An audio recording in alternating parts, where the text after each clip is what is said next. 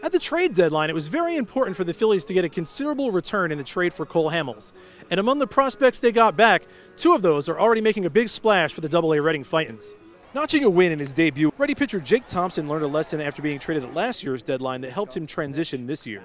Last year, as the first time I've been traded, first time with another organization, and I felt kind of a sense that I had to go out there and prove that I was worth what they traded me for, and I struggled. I went out there and tried to overdo everything, and this year I kind of came in with the mindset, I just want to have a good quality start, get the ball rolling, and then build off of that. I was just trying to go out there and make a good start and give the team a chance to win, and ended up I threw pretty well. I really wanted to get my foot in the door here and start building off of that. Powerful Nick Williams got off to a torrid start with the Fightins, including a 4-for-4 2-homer game in his second day with the team. High in the air, deep to right field. That's over the video board. Those two are probably the farthest ones this year. I hit it pretty good. I knew they were gone, but I try not to shut the pitchers up. Both players are aware of where they rank and what's expected of them, coming in the return for a huge name like Hamels. Ranking doesn't mean a whole lot if you go out there and don't perform. If people want to call me the best prospect and I have a 7 ERA, well, I'm probably not the best prospect. So, for me, I have to go out there and get my job done and perform to my capabilities.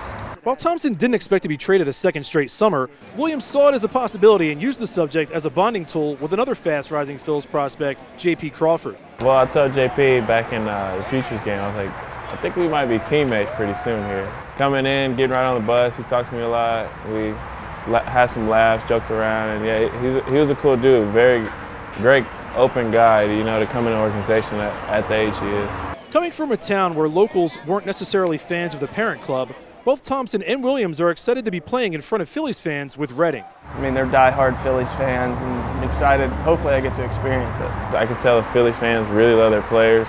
On their way to developing into top prospects, each guy aspired to be like some of the game's greatest players. Being from Texas is kind of stereotypical. I love Nolan Ryan, watching all his old stuff.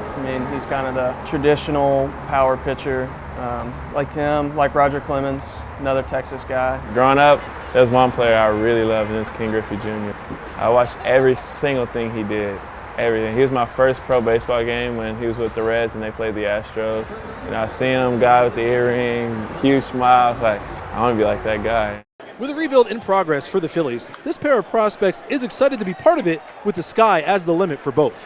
The rebuilding process is pretty awesome because when you get to advance with a lot of the players, it just helps keep that team chemistry strong. So it's pretty awesome, especially when, any time you get a call up too, especially with the rebuilding process. So that's always a cool thought to have in the back of your head.